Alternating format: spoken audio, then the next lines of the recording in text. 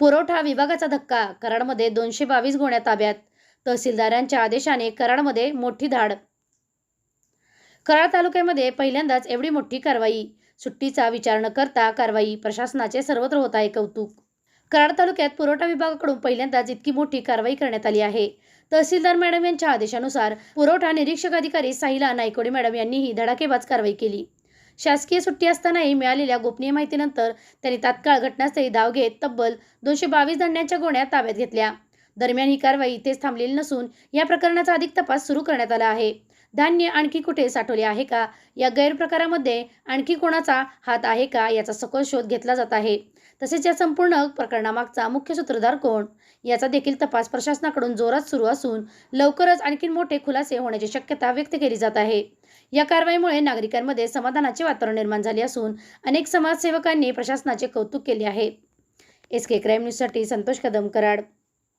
साहिला नायकोडे, पुरवठा निरीक्षण अधिकारी, कराड. आज सकाळी 9च्या दरम्यान आमच्या पथकाद्वारे आम्ही एका वाखन रोडला एका शेडमध्ये म्हणजे रेशन सदृश्य माल आढळला.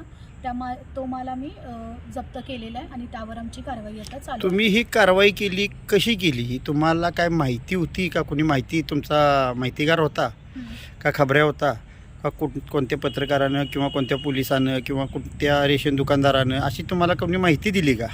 मागच्या 2-3 महिन्यापासून वरवर मला माहिती आली होती सदर बाबतीत. त्यानुसार 2-3 महिन्यापासून माझं त्या म्हणजे ठिकाणावर वॉच होता. मग आज सकाळी जेव्हा मी तिथं गेले तपासणीसाठी तेव्हा मला रंगेहात सदरचा माल सापडून आलेला आहे. तसेच सदर धाडीच्या अनुषंगाने तहसील कार्यालयाकडून कारवाई चालू आहे. कारवाई पूर्ण होताच त्या बाबतीत सविस्तरपणे प्रेस नोट देण्यात येईल. आत्ता किती तांदळाची पोती किंवा गव्हाची पोती तुम्हाला सापडली? एकूण 222 गोण्या आम्हाला आढळल्या आहेत. गहू आणि तांदूळ? हो, गहू आणि तांदूळ. शासकीयच आहेत सगळे? नाही, शासकीय असं नाही म्हणतायत. तसं दिसून आले प्रथमदर्शनी म्हणून आम्ही जप्त केलेलं आहे. अजून त्यावर तपासणी होईल. तपासणीनंतर मग निष्पन्न होईल.